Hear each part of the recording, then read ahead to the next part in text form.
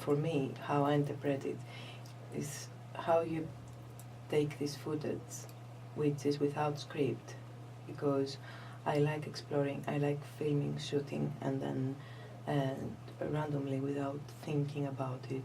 I just believe my hands, my camera is my mind at that time, and I just taking this footage, and which is a random moment from our daily lives that includes this obscenity of doing repetitively things, or when we're alone, or even when we are with others. And I just trying to use the software, the Final Cut, in ways that they're more artistic somehow, in my terms, artistic. And actually, it's important, the concept of the video art. It's conceptual work. It's an idea, philosophical idea, or I don't know, social or political, that you want to point, to express, to present, to make people aware of what it is. It might be very kitsch in this low-tech aesthetics, low-tech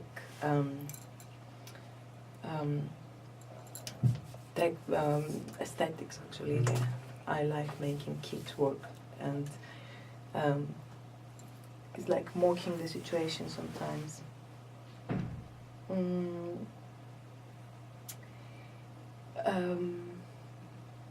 So the previous film was a narrative film, and this one is a video installation. So it's not about them. It's more about the medium of the work rather than the content of it. It was for me to find a way to express this, my obscenity with TV, and actually that that came after an experiment I did with myself, staying without TV, without watching television for 2 years and a half since I came to London, and I was completely unaware of what's going on in the media for 2 years and a half, and I just knew the news and everything from newspapers, written press, and radio. So visually, I didn't have, I didn't know what's going on in London and around the world. And I just want to ask you, did you miss that? Did you miss no. being aware, conscious of what's happening around the world? Well, sometimes I missed some shows, I missed video clips, for example. I missed music. At the same time, I need to tell you that I was rarely using the internet as well. That was part of the experiment, because it happened to have a very slow internet, which I couldn't use the YouTube download videos, and in general I was watching only films, my movies that I had bought, and so I was never a great fan of the TV. But I found out that, yes, I missed some things. I missed the visual news, I missed the video clips, the documentaries, I missed entertainment shows sometimes, or cooking shows, or, I don't know, yeah, funny series and stuff. It was like I was living in a different world for a while. It was spiritual at some point, because I had to read a lot, because I didn't have a television, so it was an isolated phase of from media, and it was weird and paradox, the fact that I was working on the media and I didn't have, and I was working on making pop art and didn't know what the popular was. So I make my TV, and I ended up having my own video channels. How they came after that experiment, how everything, how interpret it like, you know, this blurry image you've got of something, the memory of it that I used to have when I used to watch television, not even here, but back to my country. And so I have this, aesthetics of kitsch and low-tech kitsch channels, like the presentation of the channels were intentionally kitsch, and because back to my country, the TV and the channels, how they present it, to me they have a very low kitsch aesthetic attitude and presentation, and I was always laughing with shows and how they set up everything in the show, in the channel, and the most important it was the way that the media, the news presents the news, actually, how they change from one important thing, for example, war, like, I don't know, protests and riots in Athens, and after you've got the wedding of the most famous stupid singer now we've got popular in Greece, and when did she sleep and when did she eat and how did she make love and everything. So it's just this paradoxical, this anarchy, how to say, presentation. Is there like forced together? The image is not natural, it is sort of squeezed, forced into a box.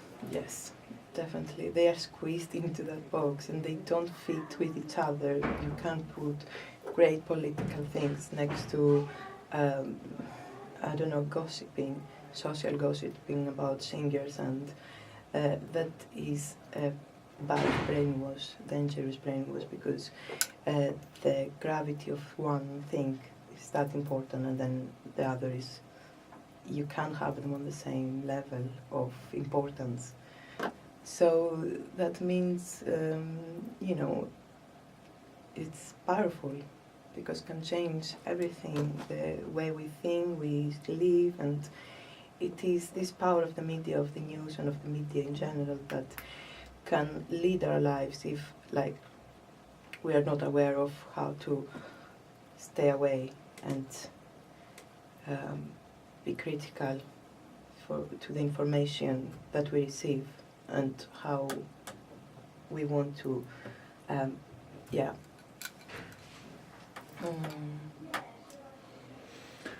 Kind of the values, keeping sort of running political programs next to gossip it's like sort of makes them like in TV they are equal, but in real life they are not. Kind of. It's the same thing you said. Yeah, because the media have this power to change the social values, and other time they introduce news, what they want, where they want to lead us. So sometimes it's better if we resist in this power and be critical for our own sake and values. And yeah. So here it's just my interpretation of this kind of media war. It is just a succession of surface images that of signifiers, but it is for the viewers to experience a different way to watch something without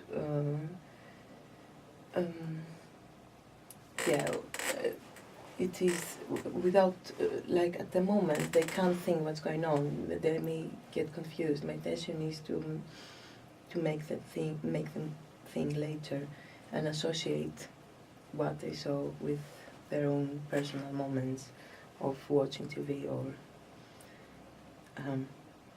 taking the information from the media. I like making installations that they give this homey feeling and the atmosphere.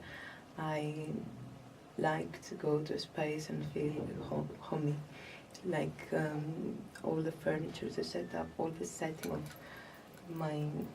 the design of my installation, and for the people, for the audience, for the participants to experience.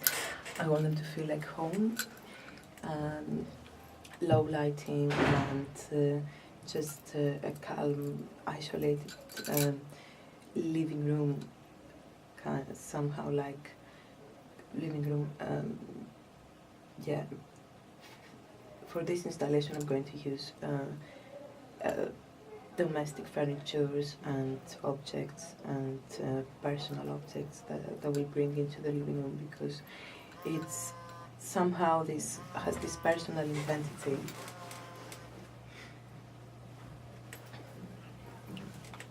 Hello. Hello. Hello. Okay.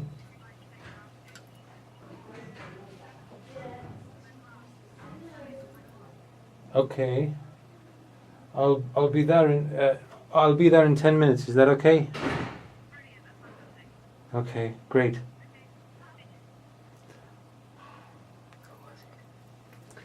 CDT.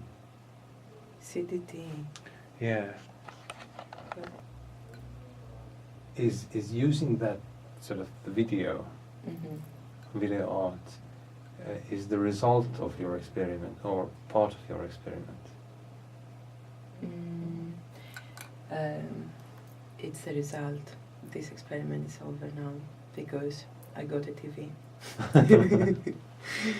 So it's 2 months now that I've got a digital TV and I've got 900 channels. So, but it's not mine. I mean, I'm sharing it with a flat, so I just sometimes I'm sneaking, zapping, and relaxing on the TV, vegetating. Actually, what I wanted to tell you is like that includes personal elements of how do I perceive the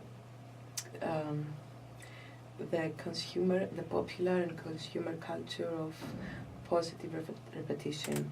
So every food that I have picked up to have chosen to everything has significant is significant, has an important symbolic of the way I perceive the world and the society and where I live now in this capital city, and how everything is coming across in India and makes me mad sometimes.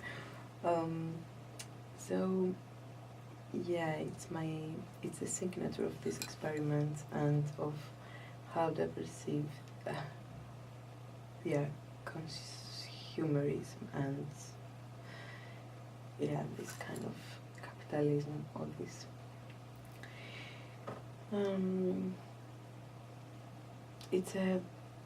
It was a long process. I started in November, now it's May, so making it, refining it and remaking it, because it's time. I have shown in already, I had a public production, and I'm trying to adjust my installations on the space that I have to show it every time, to exhibit it. So for the space that I saw it, it was I had just to adopt to I had these site-specific elements, and I was very influenced by the room, how to design the objects I'm going to bring in and everything. And now for the Battersea Art Center, I need to remake it again and find elements from the site that I can add to my already things and objects that I have used in the past.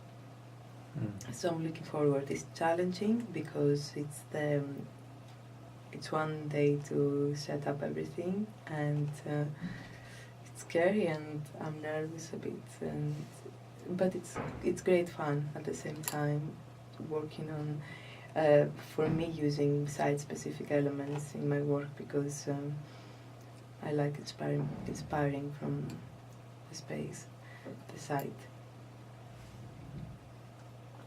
Yeah.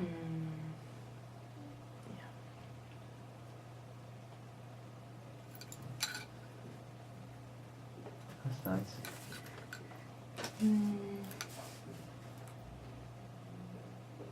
Is this something else that I could add? Is like how is this video installation is like how about what we're given on the TV screen, and how TV is dissolved into life and life is dissolved into TV.